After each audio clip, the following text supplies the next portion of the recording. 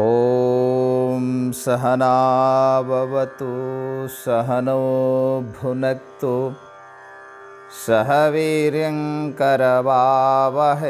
ತೇಜಸ್ವಿನಾವಧೀತಮಸ್ತು ಮಾ ವಿದ್ವಿಷಾವಹೈ. ಓಂ ಶಾಂತಿ ಶಾಂತಿ ಶಾಂತಿ.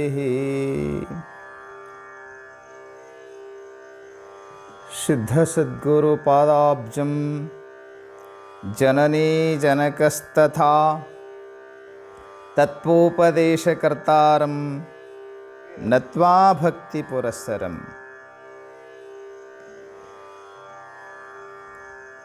ಪರಮ ಪೂಜ್ಯ ಪ್ರಾತಸ್ಮರಣೀಯ ಸದ್ಗುರುದೇವನ ದಿವ್ಯ ಶ್ರೀಚರಣಗಳಲ್ಲಿ ಭಕ್ತಿ ಪುರಸ್ಸರ ಪ್ರಣಾಮಗಳನ್ನು ಸಮರ್ಪಿಸಿ, ಗುರು ಸಾರ್ವಭೌಮ ಮಹಾಮಹಿಮಾ ಪುರುಷ ಮಂತ್ರಪುರುಷ ಸಕಲ ಮತೋದ್ಧಾರಕ ಜಗದ್ಗುರು ಸಿದ್ಧಾರೂಢ ಮಹಾಸ್ವಾಮೀಜಿಯವರ ಶ್ರೀಚರಣಗಳಲ್ಲಿ ನಮಸ್ಕರಿಸಿ, ಗ್ರಂಥಕರ್ತರಾದಂಥ ಮಹಾನ್ ಶಿವಯೋಗಿ ಶ್ರೀಮನ್ನಿಜಗುಣ ಶಿವಯೋಗಿ ವರ್ಯರ ಪಾವನ ಶ್ರೀಚರಣಗಳಲ್ಲಿ ಭಕ್ತಿಯಿಂದ ನತನಾಗಿ ಬಸವಾದಿ ಶಿವಶರಣರ ಸ್ಮರಣೆ ಮಾಡಿಕೊಳ್ತಾ, ಜಗತ್ತಿನ ಎಲ್ಲ ಮಹಾಪುರುಷರ ಅಡಿದಾವರಂಗಳಲ್ಲಿ ಅಭಿವಂದಿಸಿ, ಇವತ್ತಿನ ಸಾಯಂಕಾಲದ ಸತ್ಸಂಗದಲ್ಲಿ ಸಮಾವೇಶಗೊಂಡಂಥ ಪೂಜ್ಯರಾದಂಥ ಅಪ್ರತಿಮ ವಿದ್ವಾಂಸರಾದಂಥ ರಾಮಾರೂಢ ಪರಮರಾಮಾರೂಢ ಹಪ್ಪಗಳ ಶ್ರೀಚರಣಗಳಲ್ಲಿ ನಮಸ್ಕರಿಸಿ, ತಪೋನಿಧಿಗಳಾದಂಥ ಬೋರ್ಗಿ ಶ್ರೀಗಳ ಶ್ರೀಚರಣಗಳಲ್ಲಿ ವಂದಿಸಿ, ಪೂಜ್ಯರಾದಂಥ ಸಿದ್ಧಾರೂಢ ಭಾರತೀ ಸ್ವಾಮೀಜಿಯವರಿಗೂ ಷಡಕ್ಷರಿ ಸ್ವಾಮೀಜಿಯವರಿಗೂ ಮಾತೃವೃಂದಕ್ಕೂ ಈ ಸತ್ಸಂಗದಲ್ಲಿ ಸಮಾವೇಶಗೊಂಡಂಥ ಮಹಾಜನಗಳೇ, ಮಾತೆಯರೇ, ಶರಣರೇ, ಶರಣಿಯರೇ, ನಿಮ್ಮೆಲ್ಲರಿಗೂ ಶರಣುಗಳನ್ನು ಸಲ್ಲಿಸ್ತಾ ಇವತ್ತಿನ ಚಿಂತನವನ್ನು ಆರಂಭ ಮಾಡುವ. ಶ್ರೀಮನ್ನಿಜಗುಣ ಶಿವಯೋಗಿಗಳಿಂದ ವಿರಚಿತವಾಗಿರತಕ್ಕಂಥ ಕೈವಲ್ಯ ಪದ್ಧತಿ ಗ್ರಂಥದ ಶಿವಕಾರುಣ್ಯ ಸ್ಥಳದ 19ನೆಯ ಪದ್ಯವನ್ನು ಹಲವಾರು ದಿನಗಳಿಂದ ನಾವು ಚಿಂತನೆ ಮಾಡ್ತಾ ಹೊಂಟಿದ್ದೇವೆ. ಶಂಕರ ನೋಡು ನೀನನ್ನ ಪರಿಭವದ ಬಾಧೆಯನ್ನು ಕೃಪೆ ಮಾಡು ಬೇಗದೊಳ ಅಭಯ ಬಿತ್ತು. ಭಕ್ತನು ದೇವನಲ್ಲಿ ಪ್ರಾರ್ಥನೆ ಮಾಡ್ತಾನೆ, ಹೇ ದೇವ, ಸಂಕಷ್ಟದಿಂದ ನನ್ನನ್ನು ಪಾರು ಮಾಡು. ಹೇ ಪರಮಾತ್ಮ, ನನ್ನನ್ನು ತಾಪತ್ರಯದಿಂದ ಕಡೆಗಾಯಿಸು ಅಂತ ಬೇಡಿಕೊಳ್ತಾ, ತನ್ನ ಬಾಧೆಗಳು ಯಾವ ರೀತಿಯಾಗಿವೆ ಎಂಬುವುದನ್ನು ಹೇಳ್ತಾ, ನಿರೂಪಣೆ ಮಾಡ್ತಾ, ಇವತ್ತು ನಾವು ಈ ಪದ್ಯದ 2ನೇ ನುಡಿಗೆ ಪಾದಾರ್ಪಣೆ ಮಾಡ್ತಿದ್ದೇವೆ. ಪ್ರತಿಯೊಂದು ನುಡಿಯ ಒಂದೊಂದು ಚರಣಗಳನ್ನು ಒಂದೊಂದು ದಿನ ವಿಸ್ತಾರವಾಗಿ ವ್ಯಾಖ್ಯಾನವನ್ನು ಮಾಡ್ತಾ ಹೊಂಟಿದ್ದೇವೆ. ಇವತ್ತು 2ನೇ ನುಡಿ ಇಲ್ಲಿ ಏನು ಕೇಳ್ತಾನೆ ಭಕ್ತ, ಏನು ಹೇಳ್ತಾನೆ ಅಂದರೆ, ಹಸಿವು ತೃಷಗಳ ಬಾಧೆ ವ್ಯಸನ ಬೇಳರ ಬಾಧೆ. ಹೇ ಪರಮಾತ್ಮ, ನನಗೆ ಹಸಿವು ತೃಷೆಗಳಿಂದ ಬಾಧೆ ಆಗ್ತದೆ. ಹಸಿವಿನಿಂದ ಬಾಧೆ ಆಗ್ತದೆ, ತೃಷೆ ನೀರಡಿಕೆಯಿಂದ ಬಾಧೆ ಆಗ್ತದೆ. ವ್ಯಸನ ಬೇಳರ 7 ರೀತಿಯಾಗಿರ್ತಕ್ಕಂಥ ವ್ಯಸನಗಳಿಂದ ನನಗೆ ಬಾಧೆ ಆಗ್ತದೆ. ಇವನ್ನೆಲ್ಲ ವಿಸ್ತಾರವಾಗಿ ಒಂದಿಷ್ಟು ವಿಚಾರಿಸುವ. ಹಸಿವು, ಶರಣರು ದಾಸಿಮಾರಿಯರು ಈ ಹಸಿವನ್ನು ಕುರಿತು ಮಾತನಾಡ್ತಾ ಭಾಳ ಸೊಗಸಾಗಿ ಹೇಳ್ತಾರೆ. ಹಸಿವೆಂಬ ಹೆಬ್ಬಾವು ಬಸುರ ಬಂದು ಹಿಡಿದಡೆ, ವಿಷವೇರಿತ್ತಯ್ಯ ಆಪಾದ ಮಸ್ತಕಕ್ಕೆ. ಹಸಿವಿಗನ್ನವನಿಕ್ಕಿ ವಿಷವ ನಿಳುವ ಬಲ್ಲಡೆ, ವಸುದಿಯೊಳಗೆ ಆತನೇ ಗಾರುಡಿಗ ಕಾಣ ರಾಮನಾಥ. ಹಸಿವೆಂಬುದು ಹೆಬ್ಬಾವು ಇದ್ದಂಗೆ. ಹೆಬ್ಬಾವು ಹೆಂಗ ಸಿಕ್ಕದ್ದನ್ನೆಲ್ಲ ನುಂಗುತ್ತದೆ ನೋಡಿ, ಅದು ಹಸಿವಾದಾಗ ವಾಣ ದನಗಳಂತ, ಚಿಗುರೆಗಳಂತ ದೊಡ್ಡ ದೊಡ್ಡ ಪಶುಗಳನ್ನೇ ಹೆಬ್ಬಾವು ನುಂಗುತ್ತದೆ. ಹಾಗೆ ಹಸಿವಾದಾಗ ಮನುಷ್ಯ ಭಾಳಷ್ಟು ಪರಿತಪಿಸ್ತಾ ಇರ್ತಾನೆ. ಈ ಹಸಿವನ್ನು ಕುರಿತು ಜಗತ್ತಿನ ಹಲವಾರು ಚಿಂತಕರು ಬಹಳಷ್ಟು ಚಿಂತನೆಯನ್ನು ಮಾಡಿದ್ದಾರೆ. ಮಹಾತ್ಮ ಗಾಂಧಿ ಹೇಳಿದರು, ಬಹುಶಃ ಆವತ್ತಿನ ಕಾಲದಲ್ಲಿ ಮಹಾತ್ಮಾಜಿಯವರ ಕಾಲದಲ್ಲಿ ಹಸಿವಿನ ಸಮಸ್ಯೆ ಭಾಳಿತ್ತು. ಇವತ್ತು ಸ್ವಲ್ಪ ನಾವು ಹಸಿವಿನ ಸಮಸ್ಯೆಯಿಂದ ಒಂದು 50% ಆದ್ರೂ ಹೊರ ಬಂದಿದ್ದೇವೆ ಅಂತ ಅನ್ನಿಸ್ತದೆ. ಸ್ವಾತಂತ್ರ್ಯ ಅಪೂರ್ವದಲ್ಲಿ ಹಸಿವಿನಿಂದ ಜನ ಬಳಲ್ತಾ ಇದ್ದರು.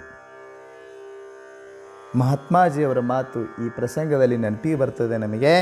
ಮಹಾತ್ಮ ಗಾಂಧಿ ಹೇಳ್ತಾರೆ, there are people in the world so hungry that God cannot appear to them except in the form of bread. Mahatma Gandhi ಹೇಳಿದರು, ಈ ಪ್ರಪಂಚದಲ್ಲಿ ಒಂದಿಷ್ಟು ಜನ ಅದಾರಪ್ಪ, ಹಸಿವಿನಿಂದ ಬಳಲತಕ್ಕಂಥ ಜನ ಇದ್ದಾರೆ. ಅವರಿಗೆ ಈ ಕಣ್ಣು ಮುಚ್ಚಿದರೆ ಸಾಕು ರೊಟ್ಟಿ ಅವರ ಧ್ಯಾನದಲ್ಲಿ ಕಂಡು ಬರ್ತದೆ ವಿನ ಬ್ರೆಡ್ಡು ಅವರ ಹೃದಯದಲ್ಲಿ ಮನಸ್ಸಿನಲ್ಲಿ ಮೂಡಿ ಬರ್ತದೆ ವಿನ ದೇವರಲ್ಲ ಎಂಬ ಮಾತನ್ನು ಹೇಳಿದರು.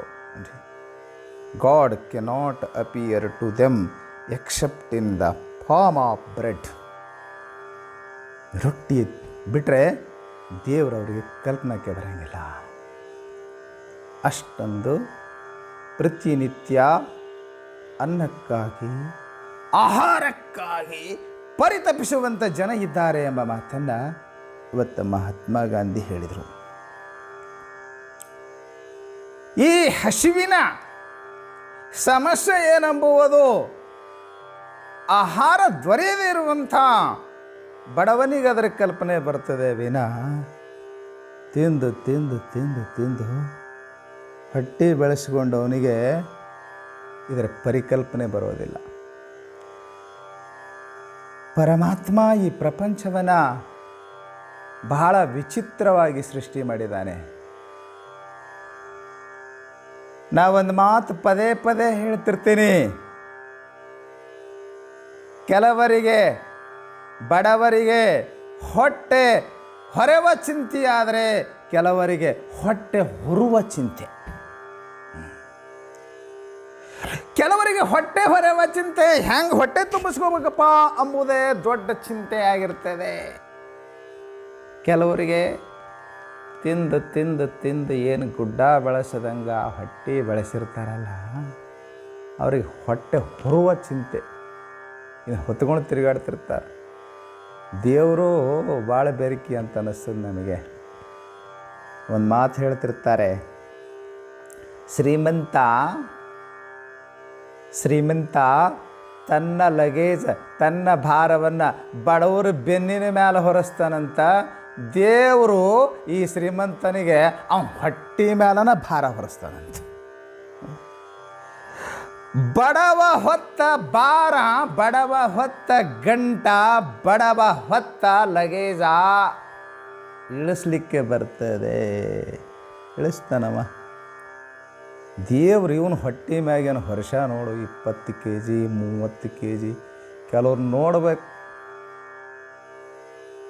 ಅವ್ರಿಗೆ ಕುಂಟಲ ಮ್ಯಾಗ 10-20 kg ಇರ್ತಾರೆ. ಬಡವರ ಹೊಟ್ಟೆ ಮ್ಯಾಗ ಹೊಡೆದು ತಿಂದು ತಿಂದು ತಿಂದು ಬೆಳೆಸಿರ್ತಾರೆ.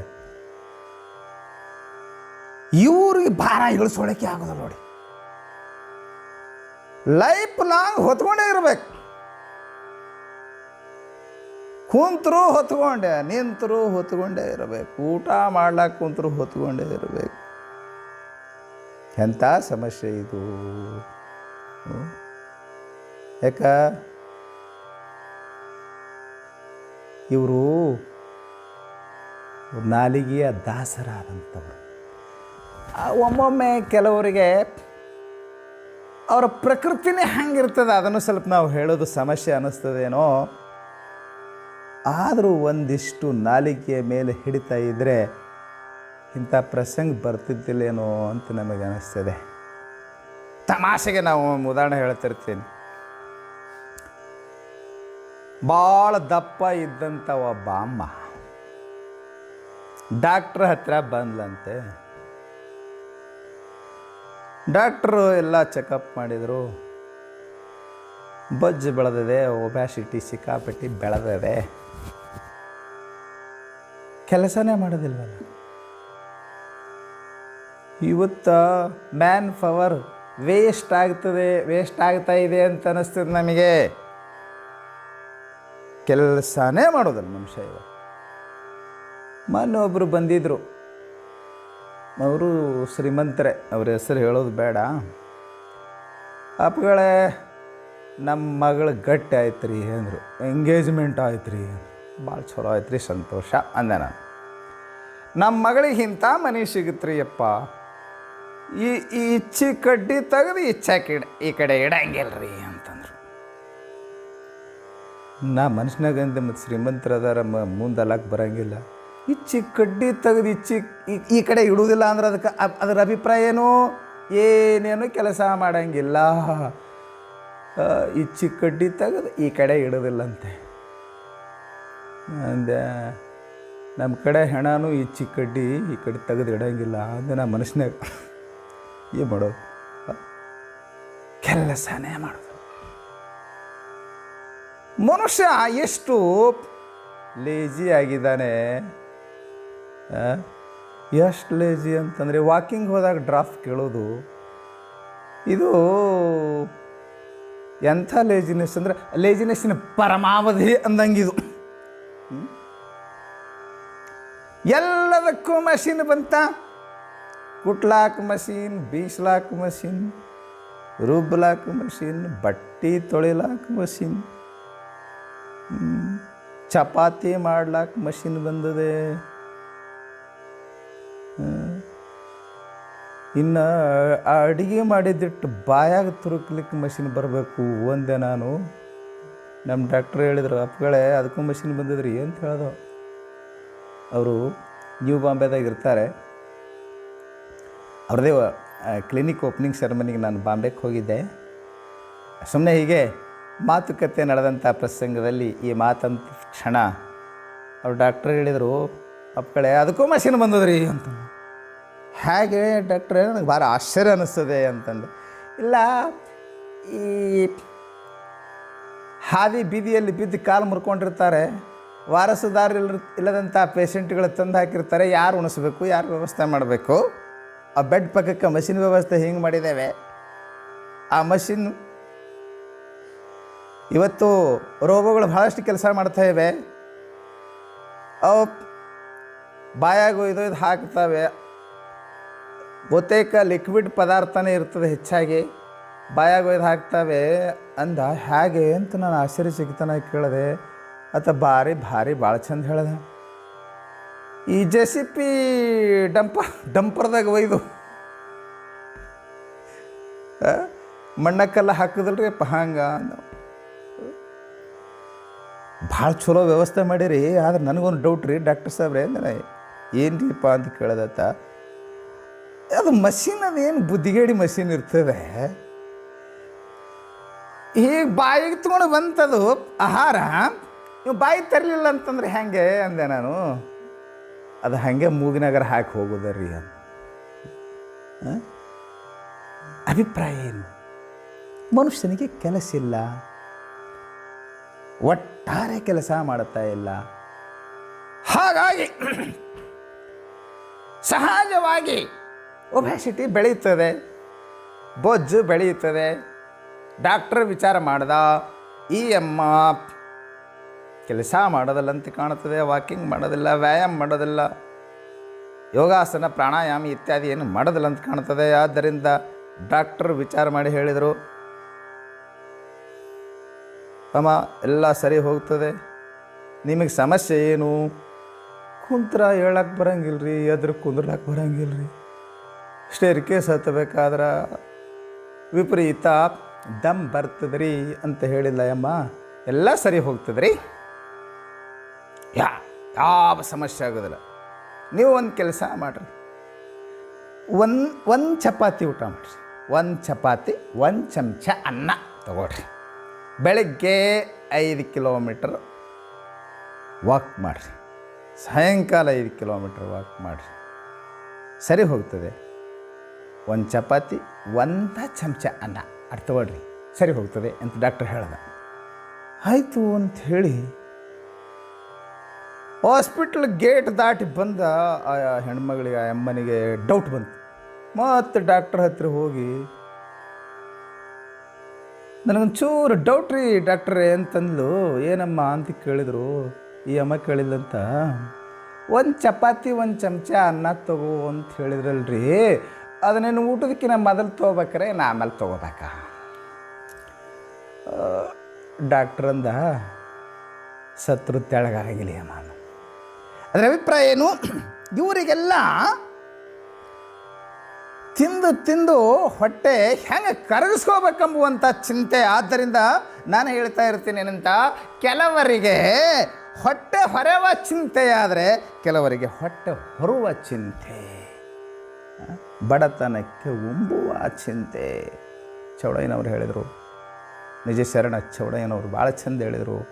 ಬಡವರಿಗೆ ಹೊಟ್ಟೆ ಹೆಂಗೆ ತುಂಬಿಸ್ಕೋಬೇಕು ಅನ್ನೋ ಚಿಂತೆ ಇರ್ತದೆ, ಇವರಿಗೆ ಹೊಟ್ಟೆ ಹೆಂಗೆ ಕರಗಿಸ್ಕೋಬೇಕೆಂಬ ಚಿಂತೆ ಇರ್ತದೆ ಅಲ್ಲ. ಅನುಭವದ ಮಾತಿದು, ತಿನುಭವಿಗೆ ಏನು ಗೊತ್ತು ಅಂದರು. ಶ್ರೀಮನ್ಯ ಶಿವಗಳು ಊಟಕ್ಕೆ ವಿಷಯಕ್ಕೆ ಮರುಗುತಿಪ್ಪಾತಂಗೆ ಕೂಟ ಒಪ್ಪುವುದೇ ಶಿವಪದದೋಳು ಅಂದರು.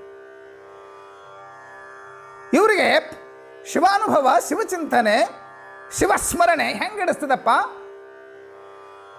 ಬಕಾಸುರಾಗಿದ್ದಾರೆ. ಅನುಭವದ ಮಾತು ಈ ಬರೇ ಈ ತಿನುಭವಿಗಳಿಗೆ ಏನು ಗೊತ್ತಾಗ್ತದೆ ಎಂಬ ಮಾತನ್ನು ಹಾಡಿದರು. ಭಾಳ ಚಂದ ಹೇಳಿದರು. ಹಸಿವಿನ ಸಮಸ್ಯೆ ಬಡವರಿಗೆ ಕಾಡ್ತಾ ಇರ್ತದೆ ನೋಡಿ. ಹಸಿವಾದಾಗ ಮನುಷ್ಯ, a hungry man is an angry man ಅಂದರು. ಹಸಿವಾದಾಗ ನೋಡಿ, ಹಸಿದಾಗ ತಡೋಬೇಡ ನಾನು ಅಂತಿರ್ತಾರೆ ನೋಡಿ. ಯಾಕ? ಹಸಿವಾದಾಗ ಮನುಷ್ಯ ಆತ ವಿವೇಕವನ್ನು ಕಳ್ಕೊಂಡಿರ್ತಾನೆ, ಅವನು ವಿಪರೀತ ಕೋಪದಿಂದ ಕೂಡ್ಕೊಂಡಿರ್ತಾನೆ ನೋಡಿ. ಇವು ಒಂದು ಸಮಸ್ಯೆ ಏನು ಅಂತಂದರೆ, ಕೆಲವರಿಗೆ ಹಸಿವನ್ನು ಹೆಂಗೆ ನೀಗಬೇಕು ಎಂಬತಕ್ಕಂಥ ಸಮಸ್ಯೆ ಆದರೆ, ಕೆಲವರಿಗೆ ನನಗೆ ಹಸಿವೇ ಆಗ್ತಾ ಇಲ್ಲ, ಇದು ಒಂದು ದೊಡ್ಡ ಸಮಸ್ಯೆನೇ ಇದೆ ಈ ಜಗತ್ತಿನಲ್ಲಿ. ಭಾಳಷ್ಟು ಜನ ಕೆಲವರಿಗೆ ಹಸಿವೇ ಆಗ್ತಾ ಇಲ್ಲ, ಸುಮ್ಮನೆ ಆ ಟೈಮ್ ಉಣಬೇಕು ಅಷ್ಟೇ. ಅದಕ್ಕೆ ಭಾಳ ಚಂದ ಹೇಳಿದರು. ಇದು ನೋಡ್ರಿ, ಇದು ಫ್ರಾನ್ಸಿನ ಒಂದು ಪ್ರವರ್ಬ್, ಫ್ರಾನ್ಸ್ ದೇಶದಲ್ಲಿ ಪ್ರಚಲಿತವಾಗಿರ್ತಕ್ಕಂಥ ಪ್ರವರ್ಬ್, ಭಾಳ ಚಂದ ಮಾತು. You pray for the hungry, then you feed them, this is the prayer works. You pray for the hungry, ನೀನು ಹಸಿವಿಗಾಗಿ ಪ್ರಾರ್ಥನೆ ದೇವನಿಗೆ ಮಾಡ್ತೀಯ ಅಂತಾದರೆ ಭಾಳ ಚಂದ ಈ ಮಾತು ಏನಂತಾರ, ಹಾಗಾದ್ರೆ ಹಸಿದವ್ರಿಗೆ ಒಂದಿಷ್ಟು ಹೊಟ್ಟೆ ತುಂಬಿಸುವಂಥ ಪುಣ್ಯದ ಕೆಲಸ ಮಾಡು ಅಂದ್ರೆ ಅವರು. ಹಸಿದವರ ಹೊಟ್ಟೆ ತುಂಬಿಸು, ನಿನಗೆ ಹಸಿವಿನ ಅನುಭವ ಆಗ್ತದೆ ಎಂಬ ಮಾತು ಇದು ಫ್ರಾನ್ಸಿನ ಗಾದೆಯ ಮಾತು. ಪ್ರೊವರ್ಬ್ಸ್ ಅಂತಾರೆ. ಅವ್ರು ಹೇಳಿದ್ರೆ ಭಾಳ ಚಂದ, ಹಸಿದವರ ಹೊಟ್ಟೆ ತುಂಬಿಸಪ್ಪ, ನಿನ್ನ ಹೊಟ್ಟೆಯ ಸಮಸ್ಯೆ ಏನೈತಲ್ಲ ಅದು ನಿವೃತ್ತಿ ಆಗ್ತದೆ. ಶ್ರೀಮಂತರಿಗೆ ಹಸಿವಿನ ಸಮಸ್ಯೆ ದೊಡ್ಡ ಸಮಸ್ಯೆ ಇದೆ, ಬಡವನಿಗೆ ಹಸಿವು ಹೆಂಗೆ ತುಂಬಿಸ್ಕೋಬೇಕಂಬತಕ್ಕಂಥ ಸಮಸ್ಯೆ ಇದೆ. ಬಾಧೆ ಅಂದರೆ ಏನು ಸಮಸ್ಯೆ ಏನ್ರಿ? ನಾನು ರವೀಂದ್ರನಾಥ್ ಟ್ಯಾಗೋರ್ ಅವರ ಬದುಕಿನ ಒಂದು ಸುಂದರ ಪ್ರಸಂಗವನ್ನು ನಾನು ನೆನಪಿಸಿಕೊಳ್ತೀನಿ. ಇದು ಭಾಳ ಹೊಂದಾಣಿಕೆ ಆಗತಕ್ಕಂಥ ಸ್ಟೋರಿ, ಒಂದು ಪ್ರಸಂಗ ಅಂತ ಅನ್ನಿಸ್ತದೆ ನನಗೆ. ರವೀಂದ್ರನಾಥ್ ಟ್ಯಾಗೋರ್ ಅವರಿಗೆ ನೊಬೆಲ್ ಪ್ರಶಸ್ತಿ ದೊರೆಯಿತು. ಗೀತಾಂಜಲಿ ಎಂಬತಕ್ಕಂಥ ಅಮೋಘವಾಗಿರತಕ್ಕಂಥ ಸುಮಾರು 6,000 ಗೀತೆಗಳಂತೆ ಕಾಣ್ತದೆ. ಅವು ಕಥೆಯನ್ನು ಹೇಳುವುದರ ಮೂಲಕ ಮನುಷ್ಯನ ಬದುಕಿಗೆ ಬೇಕಾಗತಕ್ಕಂಥ ನೀತಿ, ತತ್ವಜ್ಞಾನ, ಆ ಜಗತ್ತಿನ ಎಲ್ಲ ಸಮಸ್ಯೆಗಳ ಮೇಲೆ ಬೆಳಕು ಚೆಲ್ಲತಕ್ಕಂಥ ಕಥಾನಕ ಗೀತೆಗಳನ್ನು ಬಹಳ ಸೊಗಸಾಗಿ ಬರೆದಿದ್ದಾರೆ. ಗೀತಾಂಜಲಿ ಅಂತ ಬಹಳ ಪ್ರಸಿದ್ಧವಾಗಿರ್ತಕ್ಕಂಥ ಕೃತಿ. ಆ ಕೃತಿಗೆ ಅಂತ ಕಾಣ್ತದೆ ಬಹುತೇಕ ನೊಬೆಲ್ ಪ್ರಶಸ್ತಿ ದೊರೆಯಿತು ಅವರ ಸಾಹಿತ್ಯ ಕೃಷಿಗೆ. ಆ ನೊಬೆಲ್ ಪ್ರಶಸ್ತಿ ದೊರೆತಂಥ ಆ ಪ್ರಸಂಗದಲ್ಲಿ ಭಾಳ ಸಂತೋಷ ಆಗಿತ್ತು. ವಾರಾಣಸಿ ಕಾಶಿಗೆ ಹೋಗಿ ವಿಶ್ವನಾಥನ ದರ್ಶನ ಮಾಡಿಕೊಂಡು ವಿಶ್ವನಾಥನಿಗೆ ಅಭಿಷೇಕ ಮಾಡಿ ಬರಬೇಕು ಎಂಬ ಇಚ್ಛೆಯಿಂದ ಅವರು ಕಾಶಿಗೆ ಬರ್ತಾರೆ. ಕಲ್ಕತ್ತೆಯಿಂದ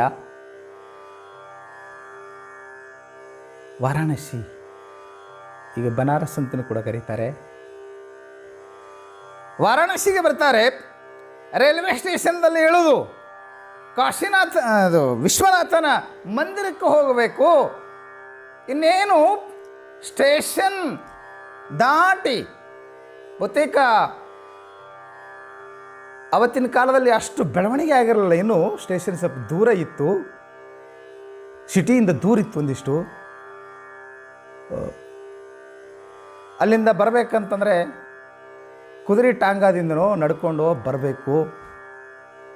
ನಡ್ಕೊಂಡು ಹೊಂಟಿದ್ದಾರೆ, ಸಮಯ ಆಗಿದೆ, ಯಾವ ವೆಹಿಕಲ್ ವ್ಯವಸ್ಥೆ ಇಲ್ಲ, ನಡ್ಕೊಂಡು ಹೊಂಟಿದ್ದಾರೆ. ಆಗಿನ ಕಾಲದ ಬಹಳ ದೊಡ್ಡ ಶ್ರೀಮಂತ ಟ್ಯಾಗೋರ್ ಅವರು. ಸೂಟ್ ಬೂಟ್ ಹ್ಯಾಟ್ ಎಲ್ಲ ಚೆನ್ನಾಗಿ ಡ್ರೆಸ್ ಮಾಡ್ಕೊಂಡಿದ್ರು. ಕೈಯಾಗ ಒಂದು ಸೂಟ್ ಕೇಸು, ಸಾಕಷ್ಟು ದುಡ್ಡಿತ್ತು. ದೇವ ದರ್ಶನಕ್ಕೆ ಹೊಂಟಿದ್ದಾರೆ, ವಿಶ್ವನಾಥನ ದರ್ಶನಕ್ಕೆ ಹೊಂಟಿದ್ದಾರೆ. ಅಲ್ಲೊಬ್ಬ ಬಡ ಭಿಕ್ಷುಕ, ಆತ 8 ದಿನಗಳಿಂದ ಆಹಾರ ನೀರ ಇಲ್ಲದೇ, ನೀರೇನೋ ಇದೆ, ನೀರೇನೋ ಸಿಕ್ಕಿತ್ತು, ಆದರೆ ಆಹಾರವಿಲ್ಲದೆ ಬಲ್ಲತಾ ಇದ್ದಾನೆ. 8 ದಿವಸದಿಂದ ಊಟ ಸಿಕ್ಕಿಲ್ಲ ಅವನಿಗೆ. ಹೊಟ್ಟೆ ಬೆನ್ನಿಗೆ ಹತ್ತಿದೆ, ಅಂಗಲಾಚಿ ಬೇಡ್ಕೊಳ್ತಾ ಇದ್ದಾನೆ. ಅಪ್ಪ, ಹಸಿವಿನಿಂದ ನಾನು ಬಳಲುತ್ತಾ ಇದ್ದೇನೆ. ಹಸಿವಿನ ಬಾಧೆ ಅಂತ ಹೇಳ್ಕೊಂಡ್ರಲ್ಲ ನಿಜಗುಂಡ್ರು, ನೋಡಿ ಈ ದೃಷ್ಟಾಂತ ಭಾಳ ಹೊಂದಾಣಿಕೆ ಆಗುವಂಥದ್ದು. ಹಸಿವಿನಿಂದ ಬಳಲುತ್ತಾ ಇದ್ದಾನೆ, 8 ದಿನಗಳಿಂದ ಆಹಾರ ಇಲ್ಲ. ಒಂದು 8 ಆಣೆ ದಾನ ಮಾಡಿ ನಿಮ್ಮ ಹೆಸರು ಹೇಳಿ ಹೊಟ್ಟೆ ತುಂಬ ಊಟ ಮಾಡ್ತೇನೆ. ಹಸಿವಿನ ಬಾಧೆ ತಾಳಲಾರೆ ಅಂತ ಕಣ್ಣೀರು ಹಾಕಿ ಅಂಗಲಾಚಿ ಬೇಡಿಕೊಳ್ತಾ ಇದ್ದಾನೆ. ಯಾರೂ ಆ ಕಡೆ ಲಕ್ಷ್ಯ ಕೊಡ್ತಾ ಇಲ್ಲ, ಯಾರೂ ಅವನ ಕಡೆ ಹೊಳೆ ನೋಡ್ತಾ ಇಲ್ಲ, ಹಿಂಗೆ ಭಿಕ್ಷೆ ಬಿಡ್ಕೊತಾ ಇರ್ತಾರೆ ಎಂಬ ಭಾವನೆ. ಆದರೆ ಟ್ಯಾಗೋರ್ ಅವರಿಗೆ ಆ ಮನುಷ್ಯನ ನೋಡಿದ ಕ್ಷಣ ಹೊಟ್ಟೆ ಹೋಗಿ ಬೆನ್ನಿಗೆ ಹತ್ತಿದೆ, ಬಳಲ್ತಾ ಇದ್ದ, ಬಹುತೇಕ ಹಸಿವಿನಿಂದ ಬಳಲ್ತಾ ಇದ್ದಾನೆ ಈ ಮನುಷ್ಯ. ಅವನಿಗೆ ಒಂದು 10 ರೂಪಾಯಿ ಕೊಟ್ಟು ಬಿಡೋಣ. ಸಾಕಷ್ಟು ದುಡ್ಡು ತೊಗೊಂಡು ಬಂದಿದ್ದರು. 1,00,000 ರೂಪಾಯಿ ದೊರಕಿತ್ತು. ಆಗಿನ ಕಾಲದ 1,00,000 ರೂಪಾಯಿ ಅಂದರೆ ಕೋಟಿ ಕೋಟಿ ಬೆಲೆ. ಒಂದು 10 ರೂಪಾಯಿ ಕೊಟ್ಟು ಹೋಗಿಬಿಡೋಣ ಅಂಥೇಳಿ ಬ್ರೀಫ್ ಕೇಸ್ ತೆಗೆದು ನೋಡ್ತಾರೆ. ಎಲ್ಲ 100 ನೋಟಿದ್ದು. ಆ ಭಿಕ್ಷುಕ, ಅವನಿಗೆ ಸಾಕ್ಷಾತ್ ವಿಶ್ವನಾಥನೇ ಈ ರೂಪದಲ್ಲಿ ಬಂದಿದ್ದಾನೆ ಅಂತ ಭಾಸ ಆಯಿತು. ಅವರು ಸೂಟ್ ಕೇಸ್ ತರಿತಾ ಇದ್ರ. ಆ ಭಿಕ್ಷುಕನಿಗೆ 8 ದಿನದಿಂದ ನಾನು ಊಟ ಮಾಡಿಲ್ಲ, ಹೊಟ್ಟೆ ತುಂಬ ಊಟ ಮಾಡೋಮು ಅಂಥೇಳಿ ಅವ್ರನ್ನ ದೇವ್ರು ನೋಡ್ದಂಗೆ ಆಶೆಗಣ್ಣಿನಿಂದ ಅವ್ರು ನೋಡ್ಕೊತ ಇದ್ದ. ಈತ ಸೂಟ್ ಕೇಸ್ ತೆಗೆದ, 100 ನೋಟುಗಳು ಕಟ್ಟ. ಆ 100 ರೂಪಾಯಿ ಕೊಡಲಿಕ್ಕೆ ಮನಸ್ಸು ಬರಲಿಲ್ಲ. ಠಾಗೋರ್ ಅವರು ಹೇಳಿದರು, ತಮ್ಮ ನಿನಗೆ ಅವಶ್ಯವಾಗಿ ಸಹಾಯ ಮಾಡ್ತೀನಪ್ಪ. ಚೇಂಜ್ ಇಲ್ಲ, ಚಿಲ್ಲರೆ ಇಲ್ಲ. ನಾನು ವಿಶ್ವನಾಥನ ದರ್ಶನಕ್ಕೆ ಹೊಂಟಿದ್ದೇನೆ. ನಾನು ಒಂದಿಷ್ಟು ಗಂಗಾ ಮಾತೆಯ ದರ್ಶನ ಮಾಡಿ ಅಲ್ಲೊಂದಿಷ್ಟು ಮಿಂದೆದ್ದು ದೇವ ದರ್ಶನ ಮಾಡಿಕೊಂಡು, ಒಂದಿಷ್ಟು ಅಭಿಷೇಕ ಮಾಡಿ ದೇವ ದರ್ಶನ ಮಾಡಿಕೊಂಡು, ವಿಶ್ವನಾಥನ ದರ್ಶನ ಮಾಡಿಕೊಂಡು ಮರಳಿ ಹೋಗುವಾಗ ಅವಶ್ಯ ನಾನು ಚಿಲ್ಲರೆ ಮಾಡ್ಕೊಂಡು ಬಂದು ನಿನಗೊಂದಿಷ್ಟು ದುಡ್ಡು ಕೊಟ್ಟು ಹೋಗ್ತೀನಪ್ಪ. 100 ರೂಪಾಯಿ ಕೊಡ್ಲಿಕ್ಕೆ ಮನಸ್ಸು ಬರಲಿಲ್ಲ. ಭಿಕ್ಷುಕಂದಯ್ಯಪ್ಪ ಹಸಿವಿನಿಂದ ಸಾಯ್ತಾ ಇದ್ದೇನೆ. ನಿಮ್ಮ 100 ರೂಪಾಯಿ ಒಳಗೆ ನಾನು 10 ರೂಪಾಯಿ ಬಳಸ್ಕೊಳ್ತೀನಿ ರೀ, ನಿಮಗೆ ಉಳಿದ ಊಟ ಹೊಳೆ ಕೊಡ್ತೀನಿ. ನಾ ಹಸಿವಿನಿಂದ ಸಾಯ್ತಾ ಇದ್ದೀನಿಪ್ಪ, ಒಂದು 10 ರೂಪಾಯಿ ಕೊಡಿ ಸಾಹೇಬ್, ಒಂದು 10 ರೂಪಾಯಿ ಕೊಡಿ ಅಂತ ಅಂಗಲಾಚಿ ಬೇಡ್ಕೊಳ್ತಾ ಇದ್ದಾನೆ ಭಿಕ್ಷುಕ. ಆದರೆ ರವೀಂದ್ರರಿಗೆ 100 ರೂಪಾಯಿ ಭಿಕ್ಷುಕನಿಗೆ ಕೊಡಲಿಕ್ಕೆ ಮನಸ್ಸು ಬರಲಿಲ್ಲ. ಬಡವಣ್ಣೆ ಹಾಗೆಯೇ ಹೋಗಿಬಿಟ್ರು. ಗಂಗಾ ನದಿಗೆ ಹೋದರು. ನಮ್ಮಲ್ಲೊಂದು ಭಾವನೆ, ಪವಿತ್ರ ಭಾವನೆ, ಗಂಗಾ ಅಂದಾಕ್ಷಣ ನಮಗೆ ಪವಿತ್ರ ಭಾವನೆ ಜಾಗೃತ ಆಗ್ತದೆ. ಸ್ನಾನ ಮಾಡಬೇಕು ಅಂತ ಅನಿಸ್ತದೆ. ರವೀಂದ್ರರು ಸ್ನಾನಕ್ಕೆ ಇಳಿತಿದ್ರು. ಹೊಟ್ಟೆ ಬಿಟ್ಕೊಂಡಿರ್ತಕ್ಕಂಥ ತಿಂದು ತಿಂದು ಹೊಟ್ಟೆ ಬಜ್ಜಿ ಬೆಳೆದಿರ್ತಕ್ಕಂಥ ಪಾಂಡೆಗಳು ಓಡೋಡಿ ಬಂದರು. ಶ್ರೀಮಂತ ಮನುಷ್ಯ ಕಾಣ್ತಿದ್ದ, ಶೂಟ ಬೂಟ ಹ್ಯಾಟ್ ಹಾಕೊಂಡು ಬಂದಿದ್ದ. ನಿಮಗೆ ನಾವು ಸಂಕಲ್ಪ ಬಿಡಿಸ್ತೀವಿ, ಮಂತ್ರ ಹೇಳ್ತೀವಿ, ದಕ್ಷಿಣ ಕೊಡಿ, ಮಂತ್ರ ಹೇಳ್ತೀವಿ. ದಕ್ಷಿಣ ಎಷ್ಟು? 100 ರೂಪಾಯಿ. ಅವ್ರಿಗೆ 100 ರೂಪಾಯಿ ಕೊಟ್ಟರು. ಅವರು ಸಂಕಲ್ಪ ಬಿಟ್ಟರು. ವಿಶ್ವನಾಥನ ಮಂದಿರಕ್ಕೆ ಬಂದರು. ಟ್ಯಾಗೋರ್ ಅವರು ಹುಂಡಿಯಲ್ಲಿ 100 ರೂಪಾಯಿ ಹಾಕಿದರು. 100 ರೂಪಾಯಿ ಕೊಟ್ಟು ಅಭಿಷೇಕ ಮಾಡಿಸಿದರು. ಅಭಿಷೇಕದ ಮಂತ್ರ ಹೇಳಿದಂಥ ಆ ಹೊಟ್ಟೆ ತುಂಬಿದ ಪುರೋಹಿತನಿಗೆ 100 ರೂಪಾಯಿ ದಕ್ಷಿಣ ಕೊಟ್ಟರು. 10 ರೂಪಾಯಿ ಕೊಡಲಿಕ್ಕೆ ಅಲ್ಲೊಂದು ಹಸಿದ ಮನುಷ್ಯನಿಗೆ ಸಹಾಯ ಮಾಡಲಿಕ್ಕೆ ಮನಸ್ಸು ಬರಲಿಲ್ಲ. ಈ ಹೊಟ್ಟೆ ತುಂಬಿದ ಮನುಷ್ಯರಿಗೆ 100 ರೂಪಾಯಿ ಕೊಟ್ಟು ಎಲ್ಲ ಪೂಜಾ ಮುಗಿದ ಮೇಲೆ ಇನ್ನು ಮರಳಿ ಸಾಯಂಕಾಲ ಊರಿಗೆ ಹೋಗೋಣ ಅಂತ ಹೇಳಿ ರೈಲ್ವೆ ಸ್ಟೇಷನ್ಗೆ ಬರ್ತಾರೆ. ಅನತಿ ದೂರದ ಗಿಡದ ಅಡಿಯಲ್ಲಿ ಮಲಗಿದಂಥ ಆ ಭಿಕ್ಷುಕನಿಗೆ ಒಂದು 10 ರೂಪಾಯಿ ಕೊಟ್ಟು ಸಹಾಯ ಮಾಡೋಣ ಅಂತ ಆಗಲೂ ಕೂಡ ಅವರಲ್ಲಿರುವಂಥ ಮಾನವೀಯತೆ ಜಾಗೃತ ಆಯಿತು.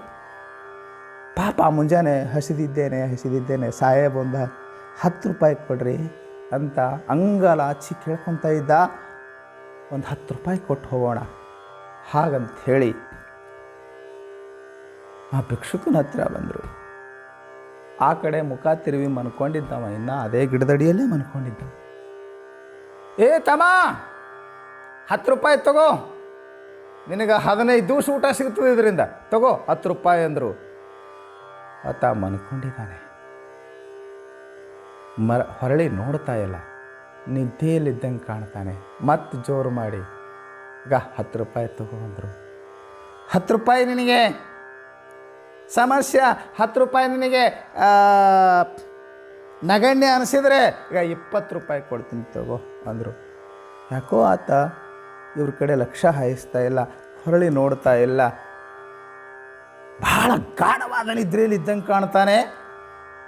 ಒಂದಿಷ್ಟು ಎಬ್ಬಿಸಿ ಆದ್ರೂ ಒಂದಿಷ್ಟು ಹೆಲ್ಪ್ ಮಾಡೇ ಹೋಗೋಣ, ಪಾಪ ಮುಂಜಾನೆ ಹಸಿವು ಹಸಿವು ಹಸಿವು ಅಂತ ಹೇಳಿ ಅಂಗಲಾಚಿ ಬಿಡ್ಕೊಳ್ತಾ ಇದ್ದ. ಒಂದಿಷ್ಟು ಸಹಾಯ ಮಾಡಿ ಹೋಗೋಣ ಅಂಥೇಳಿ, ಏ ತಮ್ಮ ತಗೋ ಈಗ 10 ರೂಪಾಯಿ ತಗೋ ಅಂತ ಆತನ ಭುಜ ಹಿಡಿದು ಹೊರಳಿಸಿದ್ರು.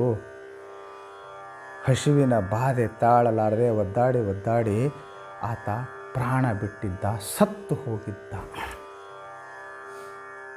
ಆಗ ರವೀಂದ್ರನಾಥ್ ಟ್ಯಾಗೋರ್ ಅವರಿಗೆ ಇಂಥ ಶಾಕ್ ಅನ್ನಿಸ್ತು. ಅವರು ತಮಗೆ ತಾವೇ ಧಿಕ್ಕಾರ ಹಾಕ್ಕೊಂಡ್ರಂತೆ. ಎಂಥ ಮೂರ್ಖತನ ನಾನು ಮಾಡಿದೆ. ಆ ಹೊಟ್ಟೆ ತುಂಬಿದ ಜನಕ್ಕೆ 100 ರೂಪಾಯಿ ಕೊಟ್ಟು ಬಂದೆ. ಹಸಿದ ಮನುಷ್ಯ, ನಾನು ಹಸಿದಿದ್ದೇನೆ, ಒಂದು ತುತ್ತು ಅನ್ನ ನೀಡಿ, ನಿಮ್ಮ ಹೆಸರು ಹೇಳಿ ಬದುಕ್ತೀನಿ, ನನಗೊಂದು 10 ರೂಪಾಯಿ ಕೊಡಿ, ಸಹಾಯ ಮಾಡಿ ಅಂತ ಬೇಡಿಕೊಂಡ ಮನುಷ್ಯನಿಗೆ ನಾನು ಲಕ್ಷ್ಯ ಕೊಡಲಿಲ್ಲ. ಆತನ ಹೊಟ್ಟೆ ತುಂಬಿಸುವ ಪ್ರಯತ್ನ ಮಾಡಲಿಲ್ಲ. ನನ್ನ ಶ್ರೀಮಂತಿಕೆಗೆ ಧಿಕ್ಕಾರ, ಜಗತ್ತಿನ ಶ್ರೀಮಂತರಿಗೆ ಧಿಕ್ಕಾರ ಎಂಬ ಮಾತನ್ನು ತಮಗೆ ತಾವೇ ಹೇಳ್ಕೊಂಡ್ರಂತೆ. ಅದಕ್ಕೆ ಏನಂತಾರೆ, ಹಸಿವಿನ ಬಾಧೆ ಭಾಳ ಭಯಂಕರವಾಗಿರ್ತಕ್ಕಂಥದ್ದು. ಅದಕ್ಕೆ ಅವರಂತಾರ, ಈ ಹಸಿವಿನಿಂದ ಶ್ರೀಮನ್ನಜೀವನಶ್ರೀಗಳಂತಾರ, ಹಸಿವಿನಿಂದ ದಿನನಿತ್ಯ ಬಳಲುತ್ತಾ ಇದ್ದೇನೆ, ತೃಷೆಯಿಂದ ನಾನು ನೀರಿನಿಂದ ಬಳಲುತ್ತಾ ಇದ್ದೇನೆ. ಹೌದು, ತೃಷೆ ಆದಾಗನೂ ನೀರಿಡಿಸಿದಾಗನೂ ಮನುಷ್ಯ ಬಳಲುತ್ತಾನೆ. ನೀರು ಯಥೇಷ್ಟವಾಗಿ ಸಿಗುವಾಗ ಏನು ಅನಿಸೋದಿಲ್ಲ, ನೀರು ಸಿಗದೇ ಇದ್ದಾಗ ಏನು ಸಮಸ್ಯೆ, ವಿಪರೀತ ನೀರಡಿಕೆ ಆಗಿರಬೇಕು, ನೀರು ಸಿಗಬಾರ್ದು, ತ್ರಾಸಾಗ್ತದೆ. ಮನುಷ್ಯ ನೀರಿಲ್ಲದೆ ಹೋದರೆ ಬದುಕಲಿಕ್ಕಾಗೋದಿಲ್ಲ, ಬೀರಿಲ್ಲದೆ ಹೋದರೆ ಬದುಕ್ತಾನೆ. ಕೆಲವರು ಇವರು ಬೀರಿಲ್ಲದೆ ಹೋದರೆ ಬದುಕಲಿಕ್ಕಾಗೋದಿಲ್ಲ ಅಂತ ತಿಳ್ಕೊಂಡಿದ್ದಾರೆ. ಬೀರಿಲ್ಲದೆ ಹೋದರೆ ಬದುಕಬಹುದು, ಶರೆ ಇಲ್ಲದೆ ಬದುಕಲಿಕ್ಕಾಗೋದಿಲ್ವಾ? ಬದುಕಬಹುದು. ನೀರಿಲ್ಲದೆ ಬದುಕಲಿಕ್ಕಾಗುತ್ತೆ ಜಗತ್ತಿನೊಳಗೆ? ನೀರು ಬಹಳ ಬೆಲೆ ಬಾಳತಕ್ಕಂಥದ್ದು. ಅಂತೆಯೇ ನಮ್ಮಲ್ಲಿ ಭಾಳ ಸೊಗಸಾಗಿ ಹೇಳಿದರು, ಪೃಥಿವ್ಯಾಂ 3 ರತ್ನಾನಿ ಜಲಮನ್ನಂ ಸುಭಾಷಿತಂ ಮೂಢೈ ಪಾಷಾಣಖಂಡೇಶು ರತ್ನ ಸಂಜ್ಞಾ ವಿಧೀಯತೆ. ಮೂಢರಾದಂಥವರು ಈ ಕಲ್ಲಿನ ಹರಳುಗಳಿಗೆ ರತ್ನ ಅಂತಾರೆ. ಜಗತ್ತಿನೊಳಗೆ ಅತ್ಯಂತ ಕಿಮ್ಮತ್ತಿನ ರತ್ನ ಅಂತಂದರೆ ಇವು 3. ಏನು? ಪೃಥಿವ್ಯಾಂ, ಈ ಭೂಮಿಯ ಮೇಲೆ, ಈ ಪ್ರಪಂಚದಲ್ಲಿ ಪೃಥಿವ್ಯಾಂ 3 ರತ್ನಾನಿ, 3 ರತ್ನಗಳು. ಯಾವ್ಯಾವ್ರಿ? ಭಾಳ ಕಿಮ್ಮತ್ತಿನ ರತ್ನಗಳು, ಬೆಲೆ ಬಾಳ್ತಕ್ಕಂಥ ರತ್ನಗಳು. ಜಲಂ ಅನ್ನಂ ಸುಭಾಷಿತಂ ಅಂದರು. ಜಲಂ ನೀರು, ರತ್ನ ಸದೃಶವಾಗಿರ್ತಕ್ಕಂಥದ್ದು, ರತ್ನಕ್ಕಿಂತಲೂ ಬೆಲೆ ಬಾಳತಕ್ಕಂಥದ್ದು ಈ ಜಗತ್ತಿನೊಳಗೆ ಯಾವುದಾದ್ರೂ ಅದ ಅಂದರೆ ಅದು ನೀರು.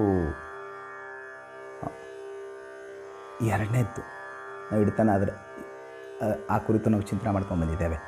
ಅನ್ನಂ ಅಂದ್ರೆ ಆಹಾರ, ದೇವರು. ಅನ್ನವೇ ದೇವ್ರದ್ದು. ಅನ್ನಂ ಬ್ರಹ್ಮೇತಿ ವಿಜಾನಿಯಾತ್, ಅನ್ನವು ದೇವರಂತ ಭಾವಿಸು ಅಂತ ಹೇಳಿದರು. ಅದು ಬೆಲೆ ಬಾಳತಕ್ಕಂಥ ರತ್ನ ಅಂತ ಇಲ್ಲೊಬ್ಬ ಮಹಾತ್ಮ ಹೇಳ್ದ. ಜಲಂ ಅನ್ನಂ ಸುಭಾಷಿತಂ, ಮಹಾತ್ಮರ ಮಾತುಗಳು ಬೆಲೆ ಬಾಳತಕ್ಕಂಥವುಗಳು. ನಿನ್ನೆ ಆ ಕುರಿತು ನಾವು ಸಾಕಷ್ಟು ಚಿಂತನೆ ಮಾಡಿದ್ದೇವೆ.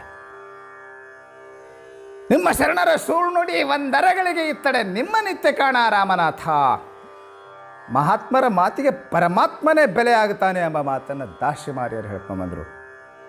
ಇವು ರತ್ನಗಳಲ್ಲದೆ ಮೂಢೈ ಪಾಷಾಣ ಖಂಡೇಶು ರತ್ನ ಸಂಜ್ಞಾ ವಿಧೀಯತೆ. ಮೂರ್ಖ ಜನ ಆ ಕಲ್ಲಿನ ಹರಳುಗಳಿಗೆ ರತ್ನಗಳೆಂದು ಬೆಲೆ ಕೊಡ್ತಾರೆ.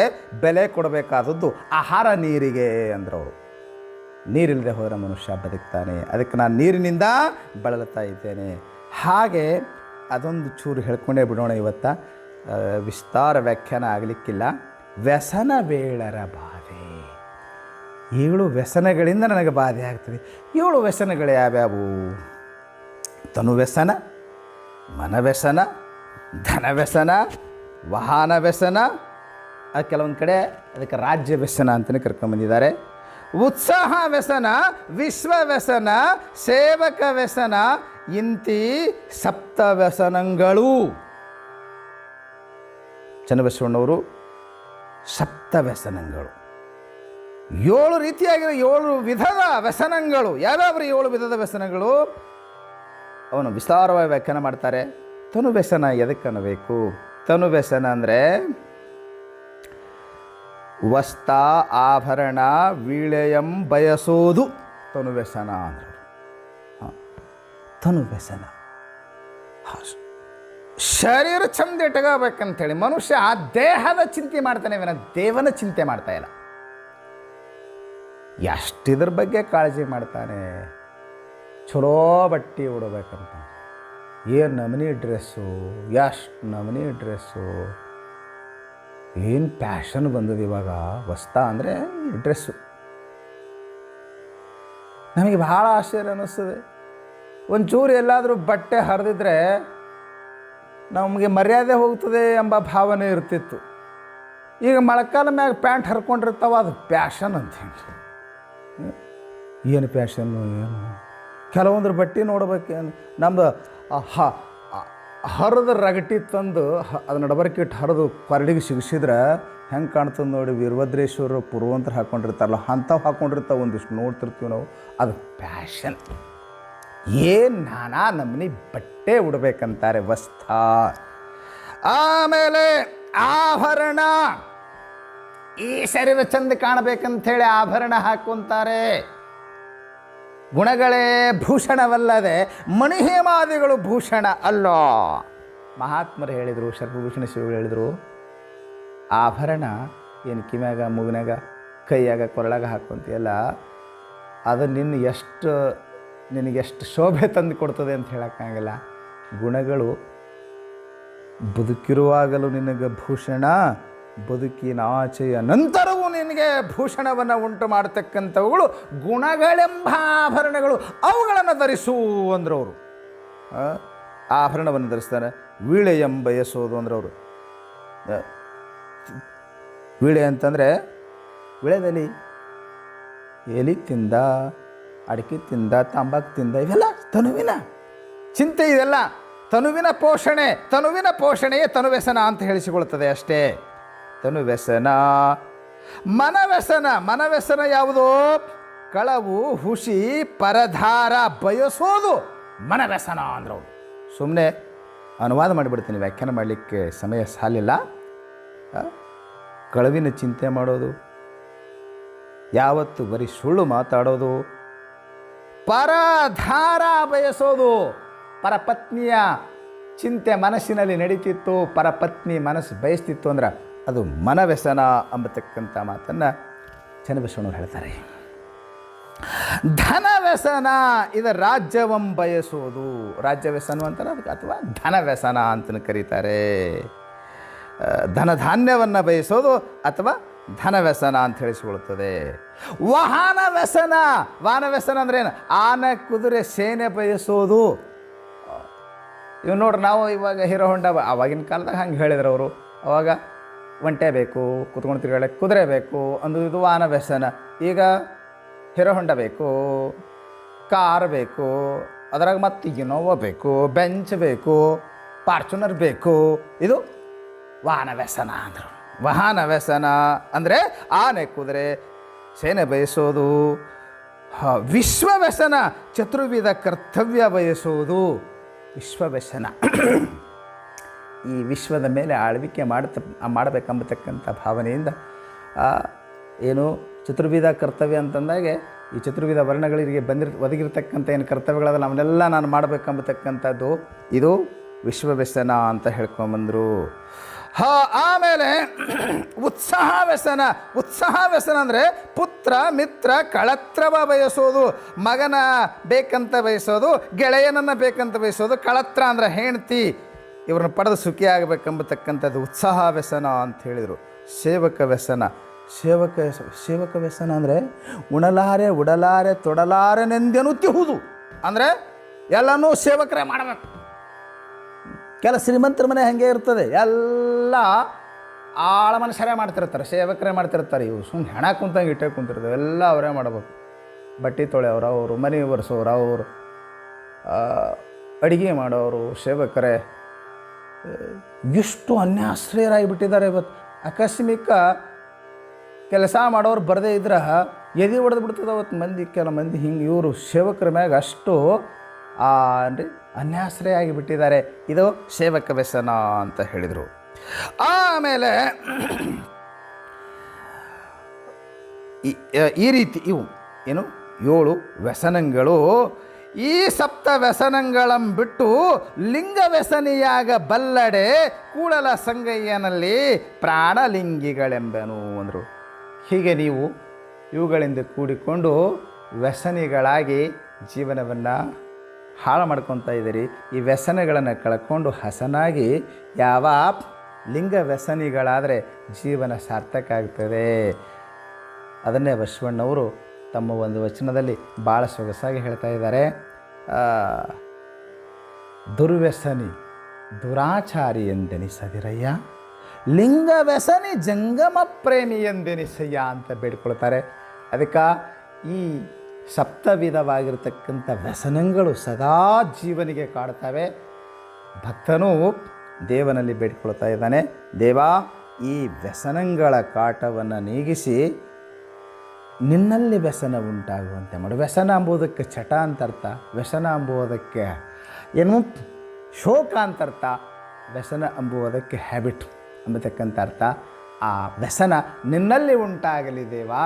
ಇವು ಈ ತನು ಮನ ಇವುಗಳಲ್ಲಿ ಧನದಲ್ಲಿ ವ್ಯಸನ ಇದ್ದರೆ ಅದು ನನಗೆ ಶೋಕವನ್ನು ಉಂಟು ಮಾಡುತ್ತದೆ.